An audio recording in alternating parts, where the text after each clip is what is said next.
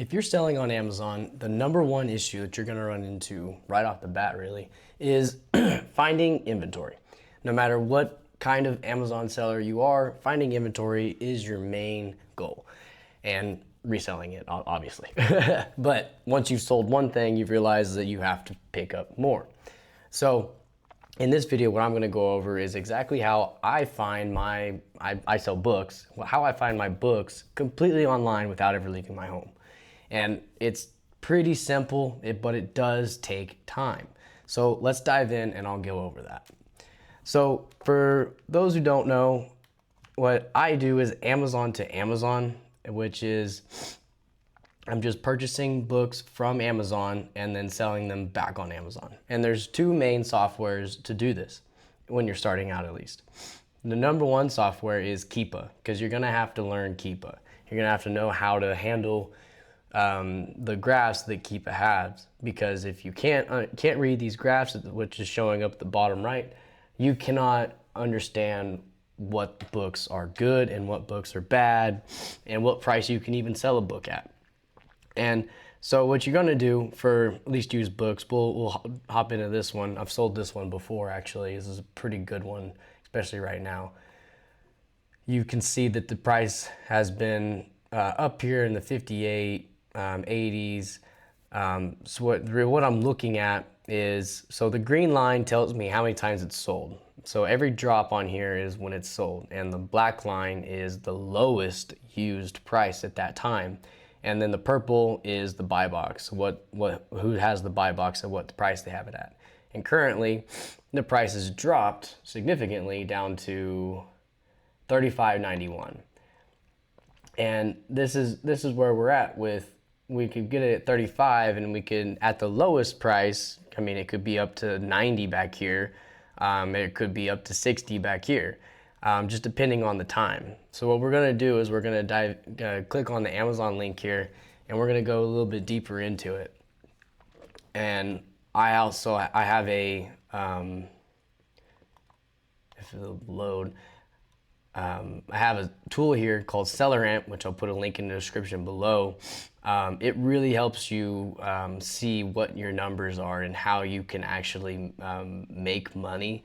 Yeah, but like if you buy it at what I say was $35.91. Oh look, that's one thing you got to look at is the shipping at $35.91 plus $5.99. So it's not quite $35.91 like we're looking at right here. It's a little bit more with shipping included. So if we add that 35.91, and SellerAmp has a nice little feature where you just put plus 5.99, hit enter, and then that's what we're gonna be, $41.90. And if we get it sold, like I said, back here at the $90, as you can see, the black line is way up here at $90. If we get it sold at 90, we're making $24 of profit. That's $58.83 of return on your investment. So that's pretty nice, really. Really good margins there. I also have baked in like Amazon fees on the back end and my prep center fees and everything. So this is what I'd probably make conservatively if I got it sold at 90. But if it went down to 60, see, look, I'm losing a little bit of money. I'm barely breaking even if I've got it down to 60. So I need to be able to put this a little bit higher at, say, 70, which is kind of tough to do, you know. But if we look back at the history of it, we're sitting okay, because it kind of stays up there higher than 60 pretty often. So that's kind of how you read the Keepa graph, and that's how you kind of determine if you're going to buy a book or not. And that's how you use Keepa. The second option for tools is BookMine. BookMine is an amazing tool, and it really does bring things a little bit more simpler to you than Keepa does, but you still have to learn how to read a Keepa graph, and that's the number one.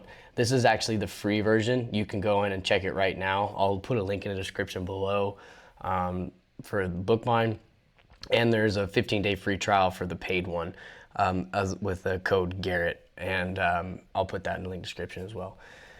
And this software does a lot where it brings everything to you pretty simply and shows you, these are the books that it determines to be great. Because you can see, like this book, the lowest used offer count or price is dropping all the way down here, and it's been up here back in January, which is coming up soon. It's popped up to over 100. So this is a pretty good book. And this is the type of thing that you want to kind of look for seasonal, because you can see that it's low off the off season, and then it's learning and behavior. So I'm assuming this is a college book, because the green line, which is how many times it's sold, is increasing the sales during the January time and during the August and September time. So this is kind of looks like a college book to me. And we're looking at that. We want that dip to come from that green line, and that's going to tell you that it's going to sell for more during the season, a textbook season, which is January or August usually. And this book is definitely showing signs of that. But BookMine is really good, especially the paid version. You're getting unlimited with the paid version of how many you can find. With this free mini version, it's I believe it's 50 free books every 2 hours, which is still pretty amazing, because you could find, at least one or two great hitters in, less than 30 minutes, maybe even less than that, depending on, how much your margins are and everything, and how tight you want to make it. But like this book right here is another really good on-season book. Like, again, dip in the January time and dip in the August, September time shows me that this is a college book, and the price is way down here, and it's at $30.94. This also includes the shipping, unlike Keepa. It really does help. But it pops up over 100 during the January time and the September time. This is a book I would definitely look at and try to buy if I was eligible to sell it. And so this is the second tool that you can use. These two tools are definitely more for, like, if you are starting out, these tools are perfect for you, because you're not really understanding, what books sell. You haven't, built a list, which is the second way to find your books. Once you've done this for a year, and whenever you're starting out, you need to start building a list of books that you've sold in the past and books that look really good that you can sell in the future. The way I do this is I use another tool, and I'll put another link in the description, called Seller Board. I still keep a list. So like whenever we looked at this one, and with Seller Amp, it has the really cool feature where you can click the Google Sheets button and right here, and it'll pop up onto a Google Sheets. And every time I see a book that's really good for a seasonal, like those ones we were just looking at, gotta make sure that I'm on the right deal here. But every time I click on a book that I think is a good seasonal book, I'll just click over here on August. If I think it's a great August only season, I'll click it there. If I think it's a good college book, I'll put it there. Or springtime, I'll put it there. That's just helps me remember if I ever need to.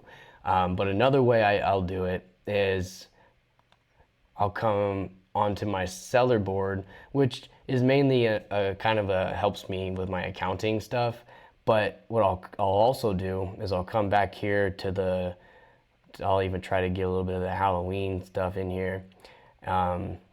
And I'll filter it through all the way to January, so I can get the Christmas, Halloween, and the college books, and we'll filter it there. And this will take what I did last year. You can see that I made $25,000 in sales, got $16,000 paid out to me, and then netted $3,000.